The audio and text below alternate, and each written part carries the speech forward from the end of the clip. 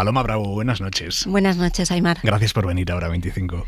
Gracias a vosotros. Paloma Bravo es escritora, acaba de publicar su 8ª novela Sin filtros, con la editorial Contraluz. Esto de sin filtros tiene su riesgo, ¿eh? Vivir sin filtros a veces puede ser un problema. Puede ser un problema si necesitas que no se cabren tus jefes contigo, y puede ser un problema también para los que tenemos alrededor gente que no tiene filtros y que dice lo primero que se les pasa por la cabeza y te puede decir cosas que te hagan daño. Nos contenemos demasiado, a veces para no hacer daño. Demasiado es un concepto muy relativo, pero yo creo que hay que intentar no hacer daño, salvo que sirva para algo el daño, que a veces hay daños constructivos. Es verdad que no nos lo fijamos como prioridad, ¿no? En nuestro día a día, el no hacer daño, y no deberíamos tener una línea roja más marcada que esa. Es que eso es una barbaridad tremenda que además ha cambiado como en los 20, 30 últimos años, que antes la sociedad nos educaba para que viviéramos con cuidado y pensando en los demás, ¿no? Y ahora vivimos en una etapa completamente individualista. Es que... Bueno, el otro día teníamos en la Cena de los Idiotes, que es una sección que hacemos en Hora 25 los viernes por la noche, y ahí contaba la periodista Ángeles Caballero que ella, cuando murió su madre, ella publicó en redes sociales que había muerto, y una usuaria, un perfil, le escribió: hay que ser mala hija o hay que tener el corazón de hielo para llevar a tu madre a una residencia. Un comentario que posiblemente a esa persona no le supuso nada, y a los 5 minutos estaba ya a otra cosa completamente, y Ángeles le destrozó hasta el punto de que años después estaba dándole vueltas a eso, ¿no? Y yo pensaba en eso cuando estábamos hablando de el no hacer daño gratuitamente al otro. Bueno, pues es que es una cosa como súper básica que tú, como padre, como madre, se la enseñas a tus hijos, y de repente te encuentras por ahí a gente que te dice auténticas barbaridades sin entender desde dónde tomas tú las decisiones, ¿no? Yeah. Y sobre todo que a veces no tienes otra opción. O sea, todos tenemos la posibilidad de cuidar a nuestros padres en casa, igual no. Acabas de publicar el libro Sin filtros. Es un libro en el que las protagonistas son 3 mujeres, son Ana, Sofía y Elena. Las 3 han pasado los 40, comparten los problemas que asoman a esa edad.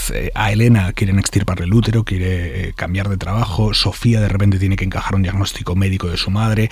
Ana no sabe qué es tener tiempo porque cuida a su madre y cuida a su hija. Habrá muchísima gente que ahora mismo esté pensando: joder, es mi vida.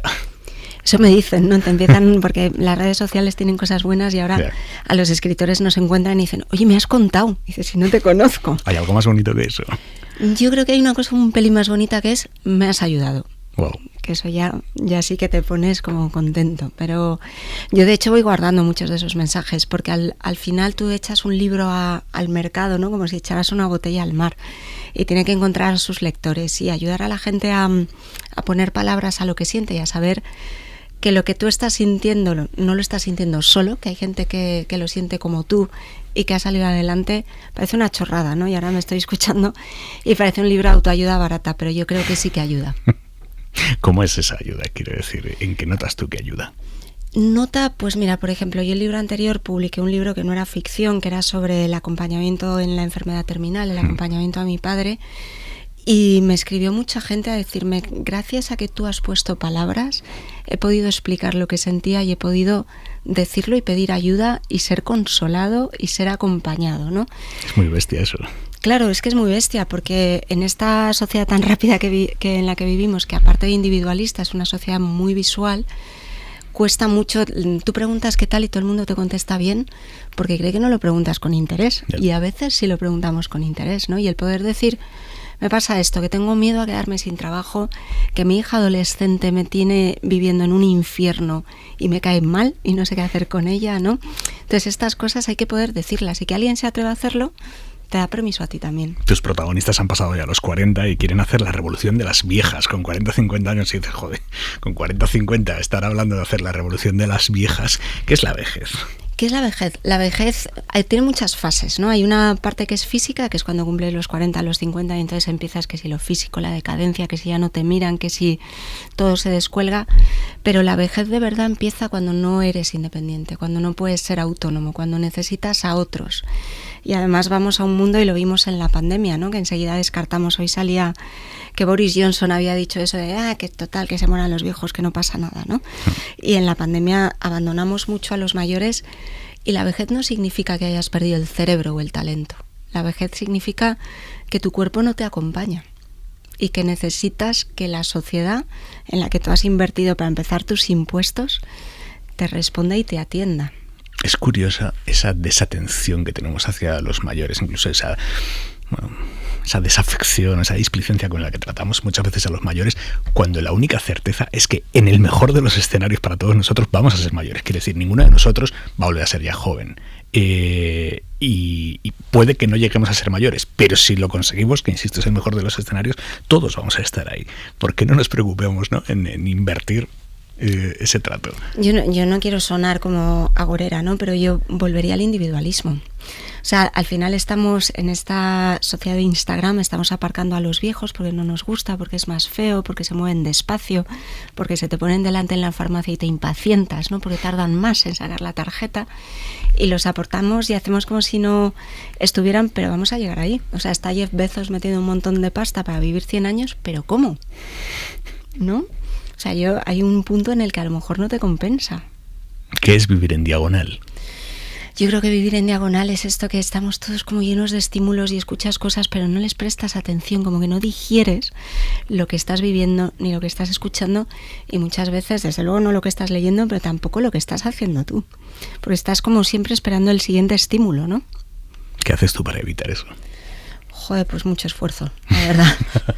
Quiero decir que es que además es una cosa que con las edades que tienen nuestros hijos, ¿no?, con los móviles y tal, y piensas, ¿y qué ejemplo das tú, no? Estamos nosotros con el móvil en la mesa pidiéndole al niño que no lo use, porque nos creemos muy guays y que estamos exentos porque es un móvil de empresa, pero es que en la mesa tienes que estar escuchando a la gente que tienes enfrente, ¿no? Entonces, yo creo que hay que hacer un enorme esfuerzo por apartar las cosas, por leer, por atender, por ir por la calle mirando, ¿no? Mira, sobre hacer esfuerzos, una de las protagonistas de tu novela, Ana, a ella se le ha muerto el padre, ahora cuida de su madre y cuida también de su hija adolescente. Y hay algo que dices en el libro que me parece muy tierno, un fragmento que es: cuando su hija y su madre se ríen, se puede ir a la cama con la satisfacción del deber cumplido y también con un poco de tristeza, porque es consciente de que es ella la única que se esfuerza. La única que se esfuerza en que haya sonrisas en esa casa. Es que vivimos en una generación, tú eres súper joven, pero... Cada vez menos, te diré. Ya, bueno, nos pasa a todos, pero al final tenemos hijos muy mayores, entonces cuando nuestros niños todavía son pequeños, nuestros padres ya son muy mayores. Y estamos cuidando hacia arriba, hacia abajo, intentando mantener todas las bolas en el aire, y es muy complicado porque el adulto eres tú. O sea, tú que estás acostumbrado a ser hijo, de repente tienes un niño y tienes un padre que te necesita más de lo que lo necesitas tú a él, ¿no? Entonces el esfuerzo recae en ti. Es agotador. Cuidar hacia arriba y hacia abajo. Wow.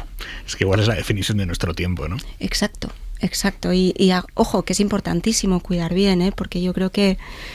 O sea, yo no creo mucho en la culpa, ¿no? Y yo creo que hay que intentar, a la vez que cuidas, hay que intentar ser persona, hay que ver a tus amigos, hay que intentar cumplir tus sueños. O sea, no hay que renunciar a lo que eres, más allá de madre, de hija y tal. Pero es que el día tiene 24 horas. Y nuestra vida se convierte, como en el caso de Ana, era una de las protagonistas de tu libro, en una lista de obligaciones ajenas. Las obligaciones de su hija, las obligaciones de su empresa. Eso de ver la vida propia como una lista de obligaciones ajenas me aterra. Pero es que es así, ¿no? Yo creo que la habitación propia esta de la que hablamos tanto de Virginia Woolf es ahora mismo media hora propia, media hora para ti, ¿no? Quedarte más rato en la ducha porque allí tienes la excusa de no coger el teléfono, ¿no? O volver andando a casa para llegar más tarde. Es que a veces necesitas ese tiempo para saber quién eres y para hablar con un amigo o para pegar un grito. ¿Cómo podemos ensanchar ese tiempo? Pues yo creo que siendo conscientes y pidiéndolo, que a veces no lo pedimos, ¿no? O sea, yo creo que a veces le tienes que decir a tu madre o a tu hija, este rato lo necesito yo, no me hables, ahora no. Que cuesta, ¿eh? Porque te sientes como una especie de criminal de guerra. Ya. Pero hay que pedir. En el libro, tú eres madre, y esto lo escribes porque sabes lo que escribes. Dices, ser madre, ahora, en estos tiempos de niños hiperestimulados, de mini emperadores exigentes, implica una dedicación completa, abusiva, inhabilitante.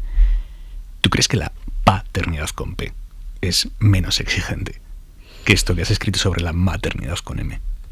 Es que a mí no me gusta nada generalizar. O sea, yo he descubierto, mi hija tiene 15 años, ¿no? Y desde que ella entró en el cole, que era la única hija de padres separados, hasta ahora se ha separado bastante gente. la mayor parte, 90%, en custodia compartida con padres ejercientes. Entonces, quiero pensar que sí, pero ya hay una prueba. Siempre que alguien presume que es súper buen padre en una cena, yo le pregunto si se sabe el nombre del pediatra, ¿sabes? Que parece una chorrada. Es la prueba del algodón, ¿eh? Claro, o sea, no, porque yo es que soy súper buen padre, me ocupo mucho y tal. ¿Cómo se llama el pediatra? ¿Y el tutor? Porque te ocupas o los fines de semana los llevas a fútbol, que es distinto.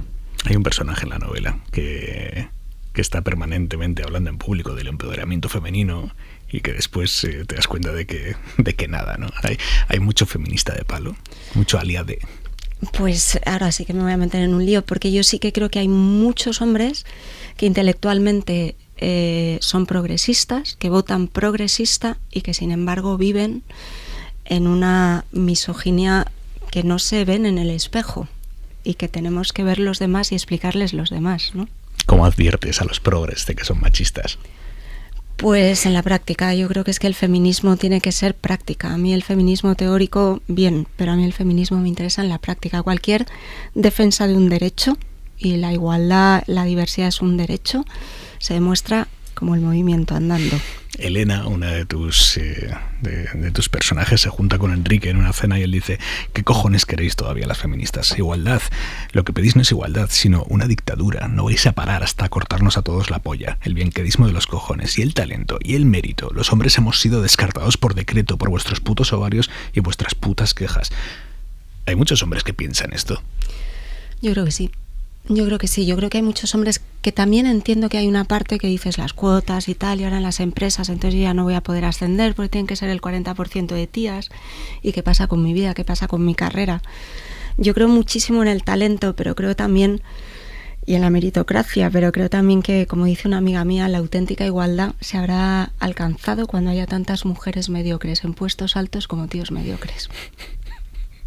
Es brutal ese concepto. Pero es que es así. Es que a las mujeres, como somos las de la cuota, se nos mira más, se nos exige más. Y yo creo que hay muchas veces que hay decisiones injustas y hay otras muchas veces que sin injusticias no se avanza. Habrá muchos hombres pensando ahora, bueno, este libro Sin filtros de Paloma Bravo a mí no me habla.